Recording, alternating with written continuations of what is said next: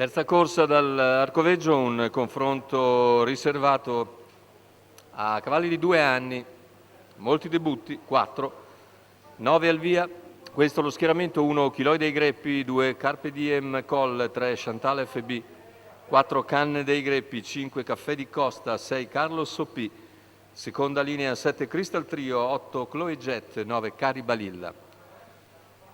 Corsa senza un favorito vero e proprio, Crystal Trio è più appoggiata, 2,56 comunque contro il 3,25 di Carpe Diem e 3,43 di Chantal.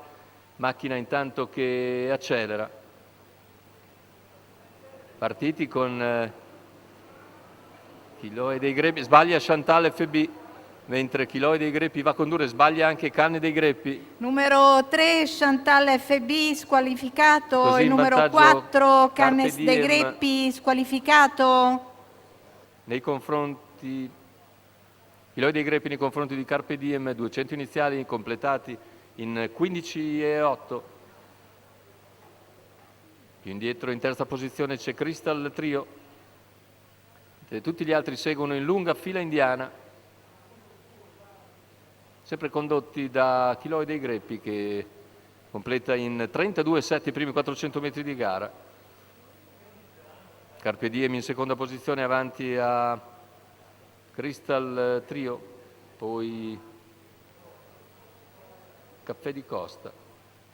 In quarta posizione c'è Cari Balilla, precede Caffè di Costa. Intanto 49,8, si va via davvero a ritmo blando e gli 800 vengono completati da Chiloi dei Greppi in 1,5,9 da 1,22,4. Nessuno però muove all'esterno e a questo punto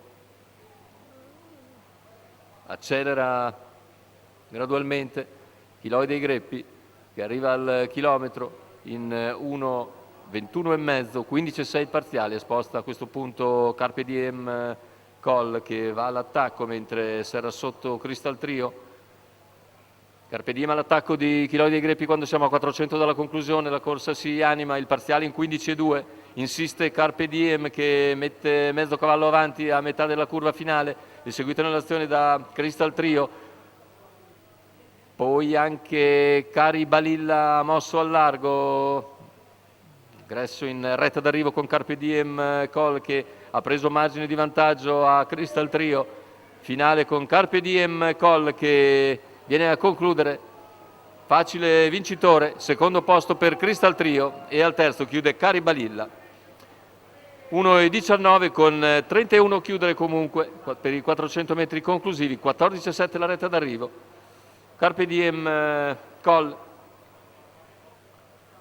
Alessandro Muretti per il training di Gennaro Casillo, la quota di 3 al totalizzatore era uno dei più seguiti, insieme appunto a Crystal Trio, che finisce al secondo posto, mentre al terzo, come detto, giunge Cari Balilla, che invece era l'estremo outsider del campo.